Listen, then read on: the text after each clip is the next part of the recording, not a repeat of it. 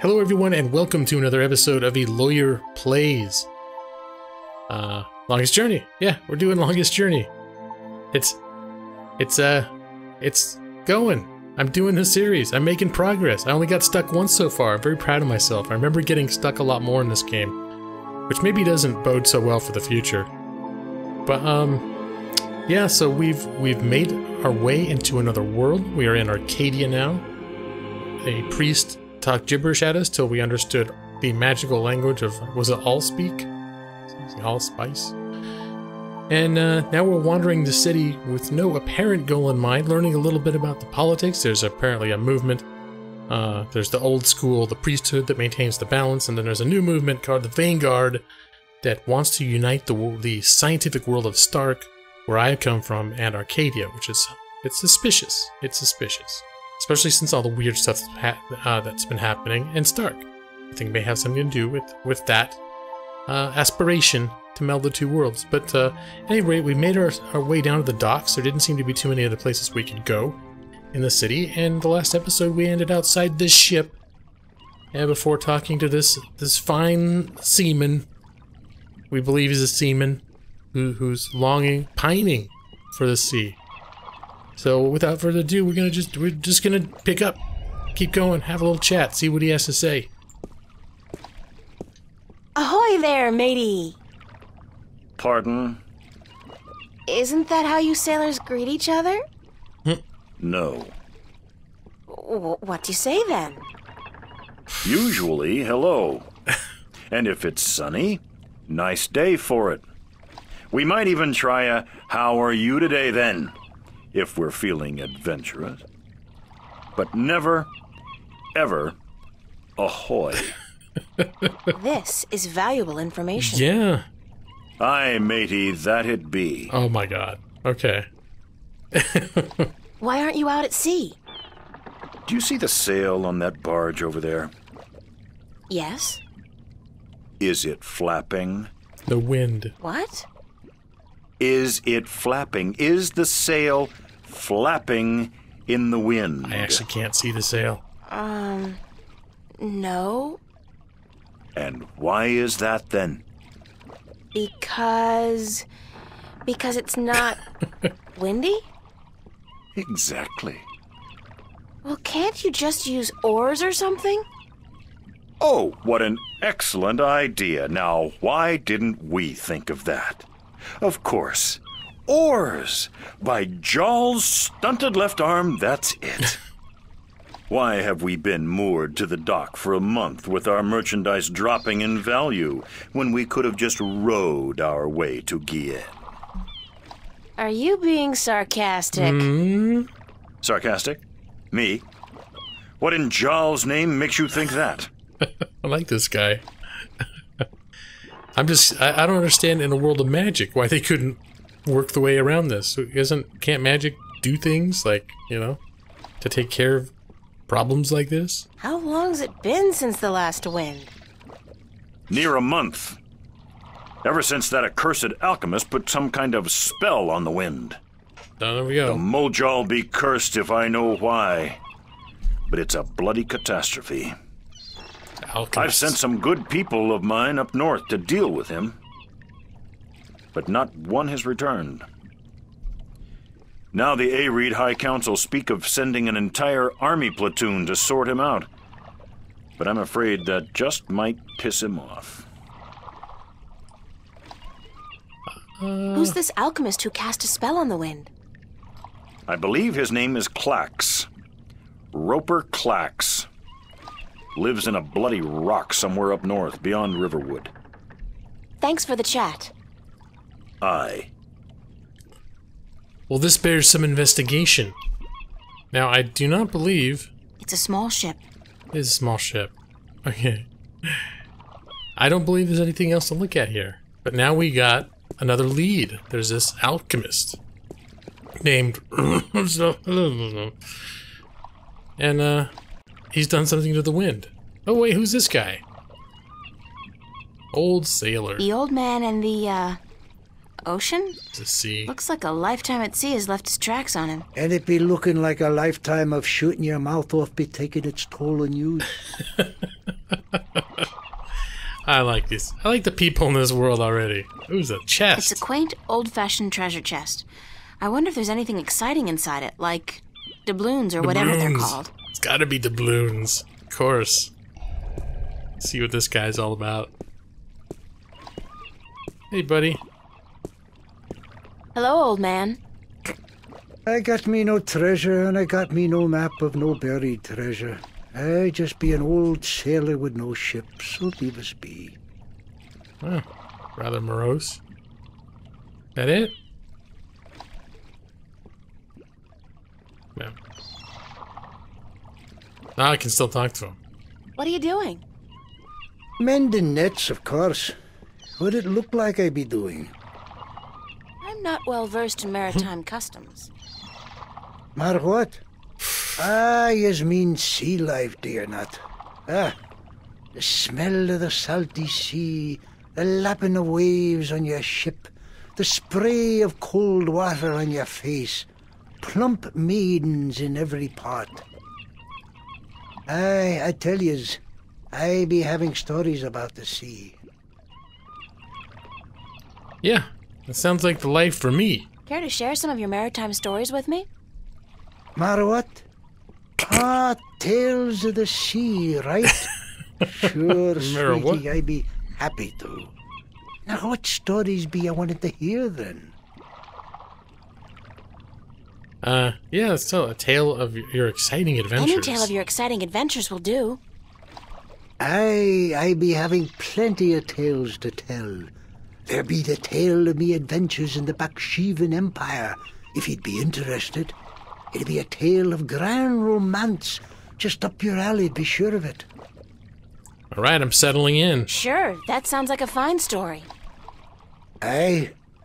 It be near on 50 years ago that I was a mate on a sturdy old lady called the Three-Legged Whore. Nice. The what? What do I be saying? She was called the Thrifty Horse, she was. Aye, that be her name. The Whittle Whatsit. Wait, you don't remember the ship's name, do you? Anyways, I be a young mate then, and we be anchored in Monterba, the grand western port of the once glorious Baksheevan Empire. I be having ship leave until the following evening, and it be me first visit to that exotic and dangerous port. So I sets out to have a look around. Now, bear in mind that Monterba be ruled by a mock. Whoa. Like all large Baksheevan cities. In principle, the mock be having to report to and pay half of all taxes to the emperor in Port Altaban. But with the Baksheevan Empire having all but crumbled into pieces, the provinces do be having the power to do pretty much as they be wanting. And so I sets out on me own that day to explore the city. Now, bear in mind that all the cities of the Southlands. Wow, this is quite a story. And that be me adventures in the once glorious empire of Baksheeva. And that be how I meet me bird. How I seduce and romance the mock's daughter. How I be chased from Monterba by the mock's soldiers. And how I be the first man to walk across the desert of Shangagriel, the wastelands. And how I be getting this awful rash on. Girl, you do not be sleeping, do you? No, of course not. Nope, the donk was just very comfortable. What? What? Sleeping? No, just concentrating really hard. Really hard. Good story, though. Solid material. Ever considered doing a book?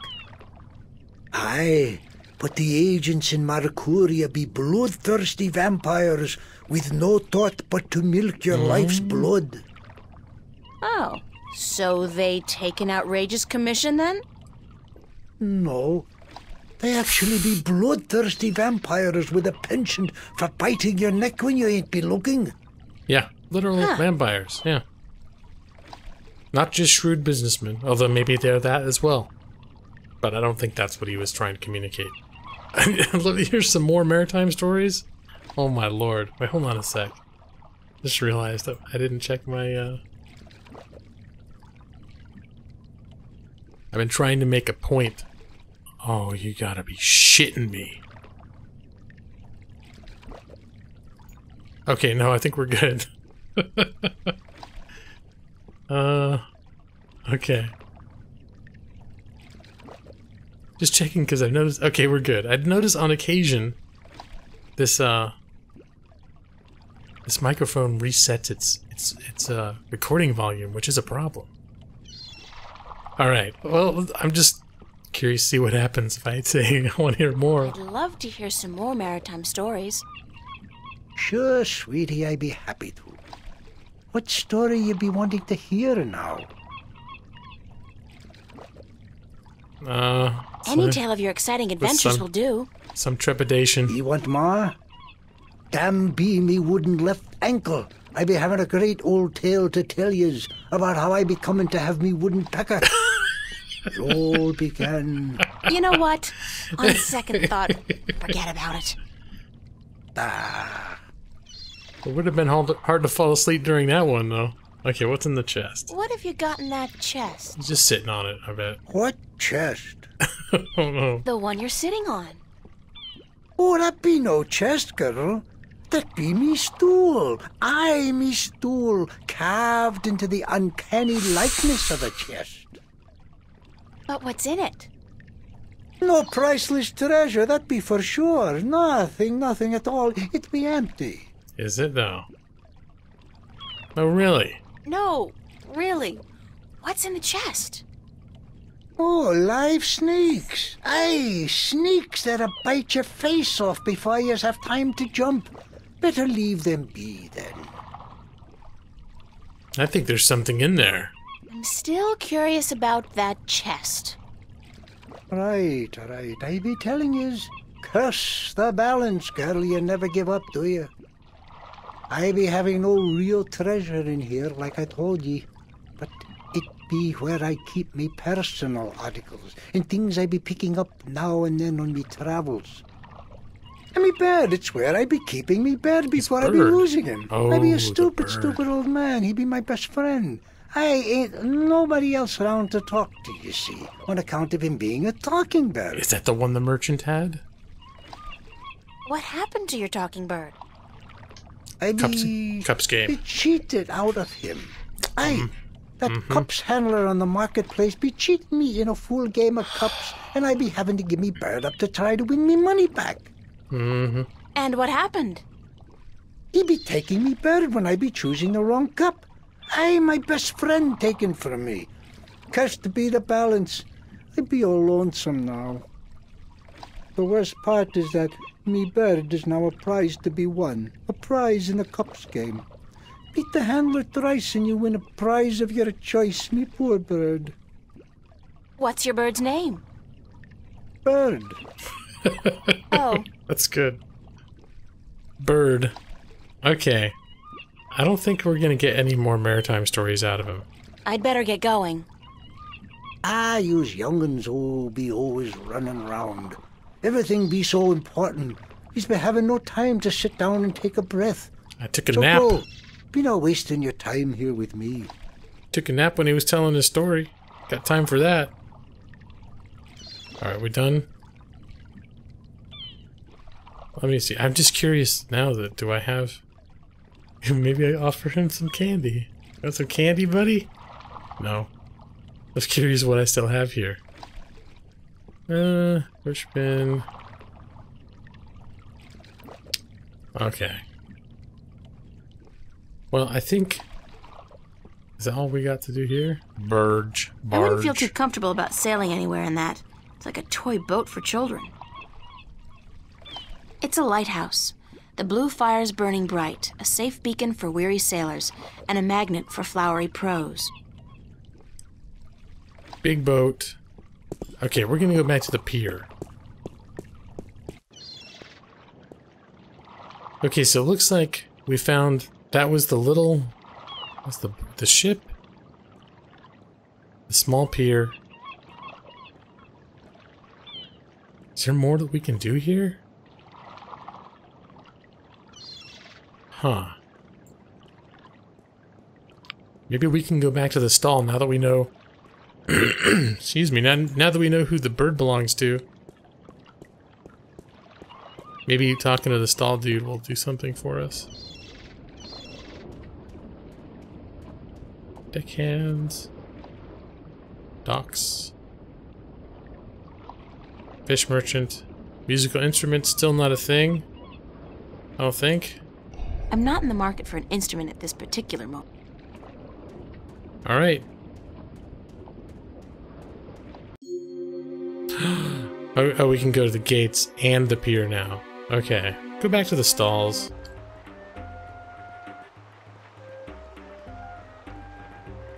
From the extreme zoomed out view. Bird's eye of the city.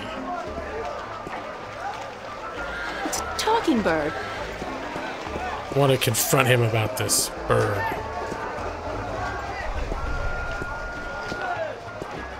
I don't know if How any about option. the game of cups today?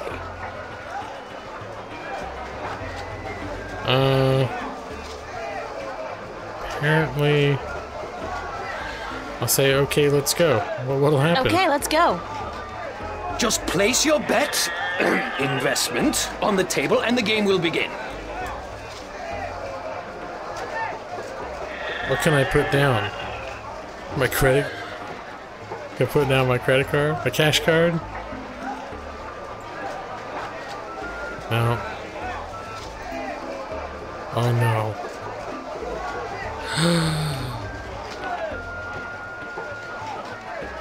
Oh, I don't feel good about this. Is that gold? Only valid Arcanian coin in iron and other precious metals allowed at my No. table, young lady. Take your worthless gold elsewhere. Gold? Okay. Worthless? Now I have heard everything. Well, it's time to collect some gold and bring it back. That'll be my racket. I'll give him this leaf. No. Give him a candy. Exotic foreign cuisine. Nope. Pen? This is straight from... It's a relic from Stark. Doesn't he like Stark, if I recall?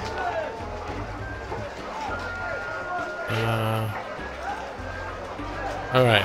I don't think there's anything for me to do here, to be honest. I thought maybe I'd have more dialogue options now. Alright, I'm gonna try going back up to the temple and see if maybe there's something new to say there. I hope I'm not somehow stuck.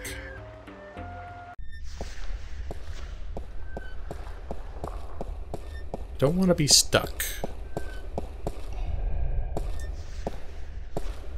Excuse me, Vestrum Tobias? Tobias. Just call me Tobias, please. I require no ceremony from a distinguished guest such as yourself. Did you enjoy the sights? I don't know. I'm overwhelmed. Walking around out there, seeing with my own two eyes things that can't possibly exist. I kept thinking, it's all a dream. I'll wake up at any moment now and everything will return to normal. But then I realized, I'm still here. It's real. I can touch it. I can smell it. And you know what? It doesn't make sense. Nothing makes sense here. Magic, alien creatures, parallel worlds. I don't believe in those things. I don't believe in fairy tales. Oh. In your world, in Stark, there is no room for magic. That is, and always has been, the curse of science, the fallibility of logic and order. They leave no room for the imagination.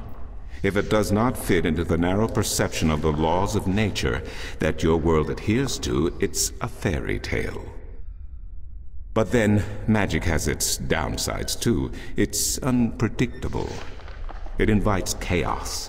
It puts the balance in peril in a way that science alone never could. Yes. I keep hearing about the balance and about Stark and Arcadia and...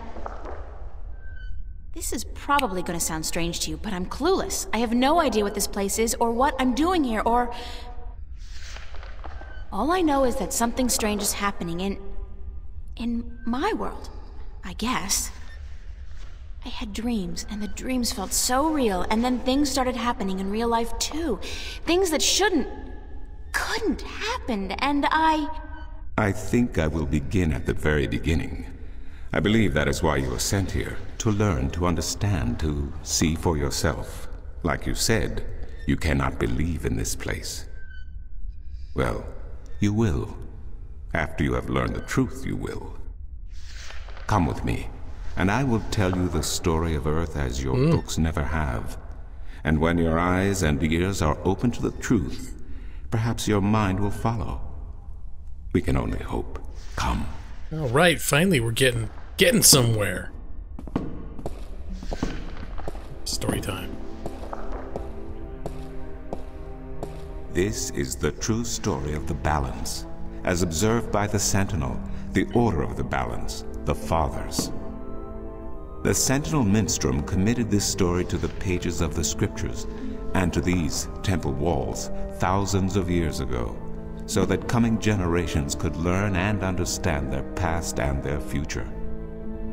The wall paintings we are looking at became known as the murals of the balance, and it is through these images that I will recount our common history to you, April Ryan. Right. The story begins and ends here, with this mural. Ages ago and in ages to come, the Earth was one, and magic and science existed side by side in nature and in all people. There was balance, and there was harmony. You're saying there was just one world then? One world, one Earth. Magic and science in balance with each other, within each and every living creature. The power to make the stars dance and to create life itself was within our grasp. But then, humankind began to exploit this divine power of two, and they saw fit to use it for their own selfish purposes. The balance of the cosmos was in peril.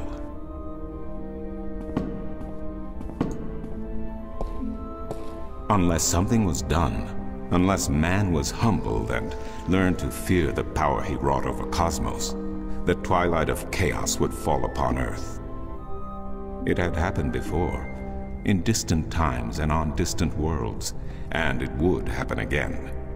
And every man, woman, and child of every people and every race would be devoured by the coming apocalypse.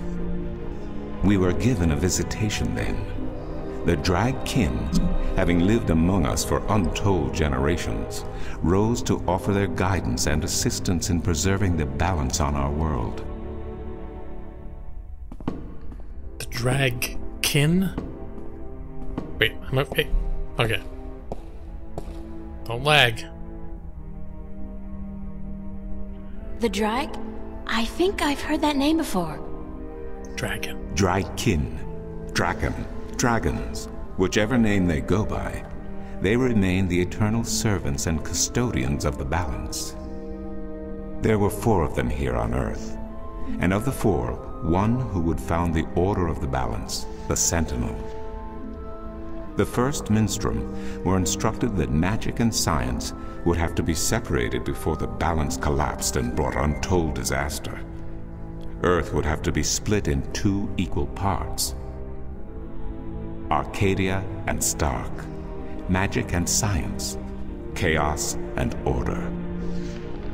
The first Sentinel were counted 13, 6 scientists, 6 magicians, and one who was between, the Drag-kin, our mentor, our custodian, our learned guide.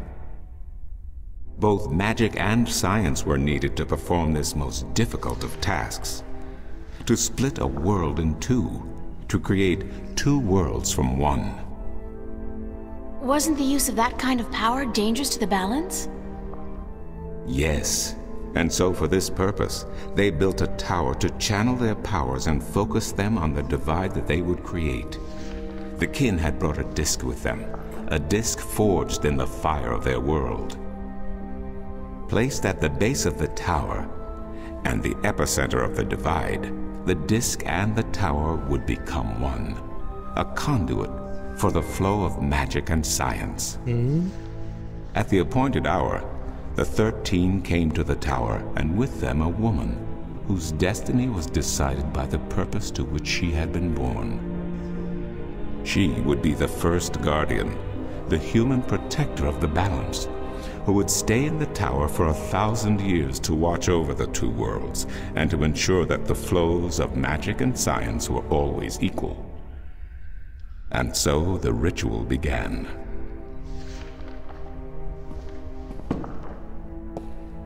One world was to become two, separated by the balance, and each world visible to the other only by way of dreams. Who was ushered into which world was not an arbitrary choice, nor one taken lightly. For the magical creatures, the choice was simple. They had to go to Arcadia. Their kind would not survive in Stark. But for others, families were torn apart, lovers separated, and friends lost for all eternity.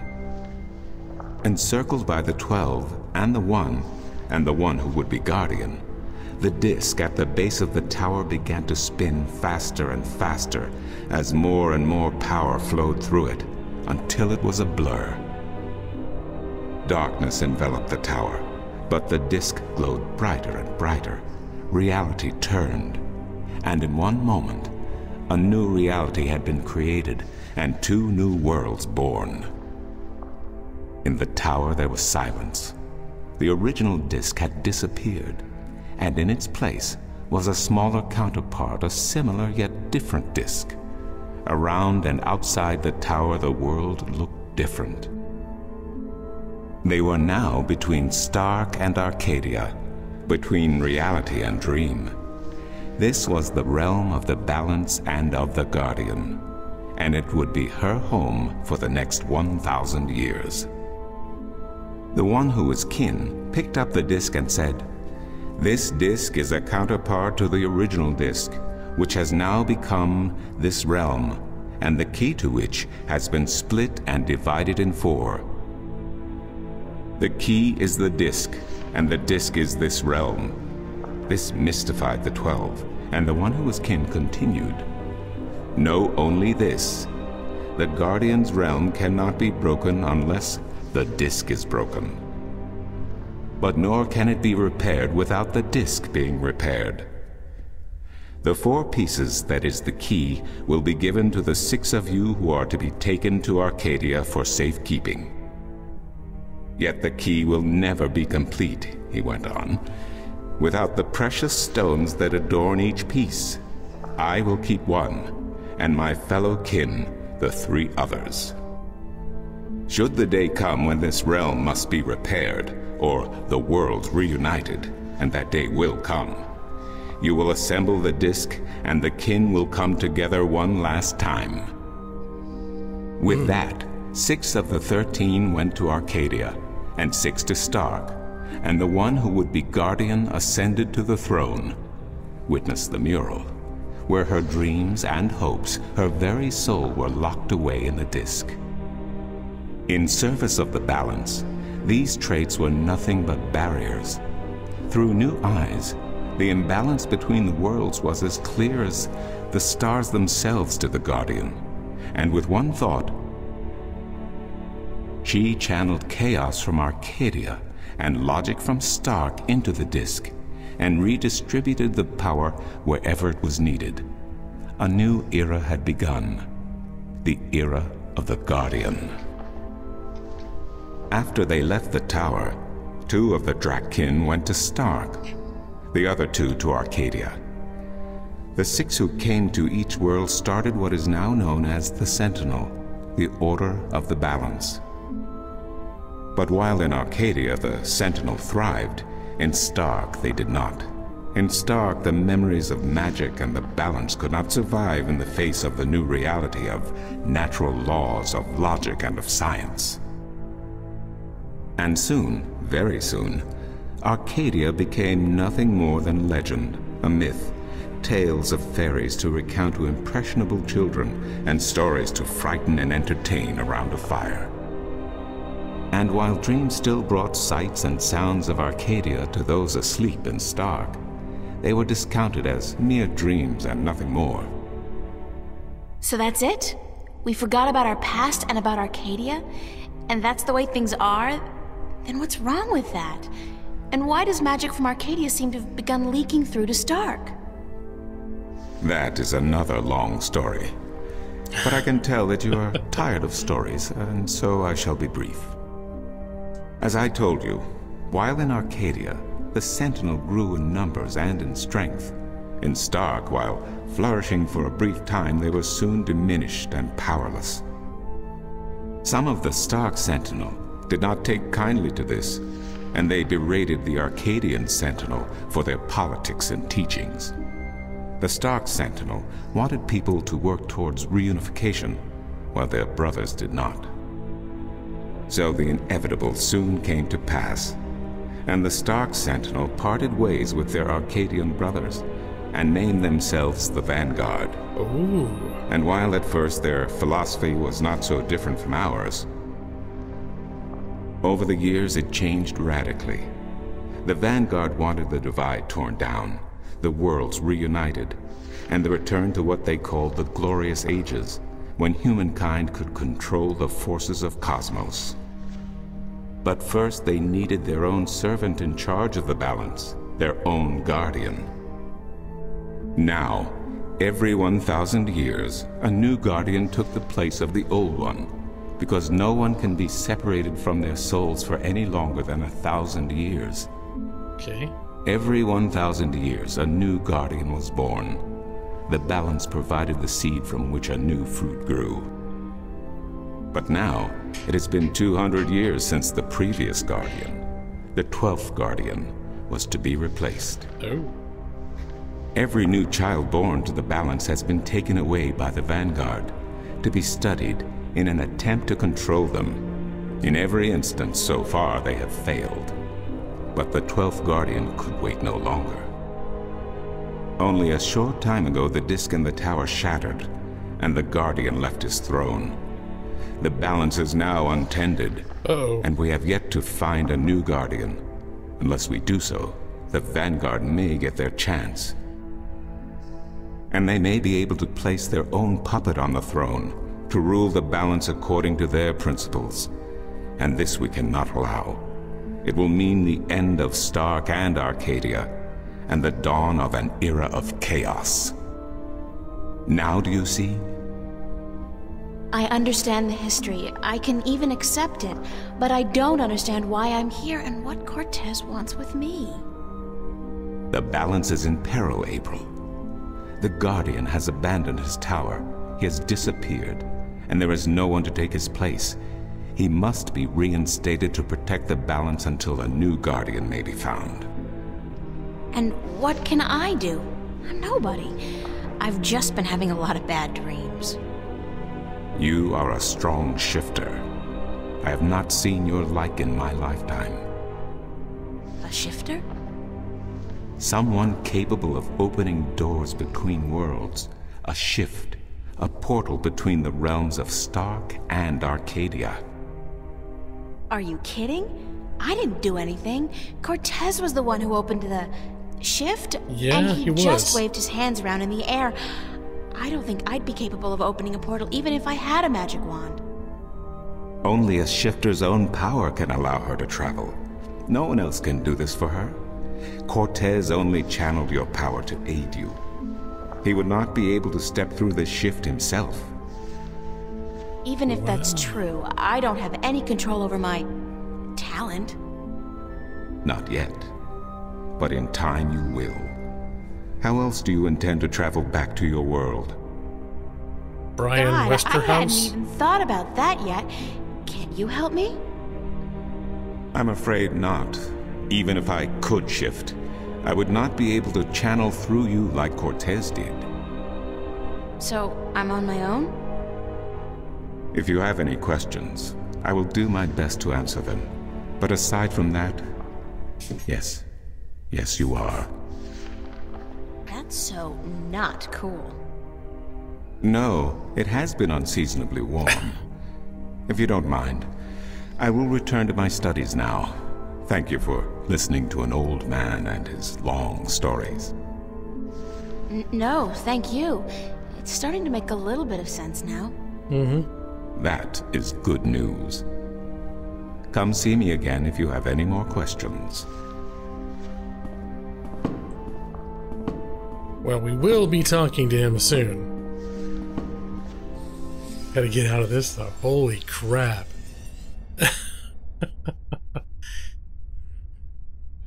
Okay. Wow. This is, I think when I started this series I was mentioning that it was unusual to see such intricate storytelling in a game developed in the 90s, the late 90s. And I'll be damned, that was like a 10 or 15 minute like cinematic cutscene. Well, I mean cinematic. Yeah, it was cinematic, especially for the time. It wasn't CGI, but holy crap, this episode ran over because we had a 15-minute story from this guy, and we learned a lot. I thought it was pretty interesting, but it's definitely time to wrap up the episode. So we may talk to him soon. We may figure out more what's going on, but for now, we're gonna wrap up. I hope everyone is still enjoying my playthrough of The Longest Journey. I certainly continue to do so myself. And until next time, I hope everyone's doing well, and take care. Bye-bye.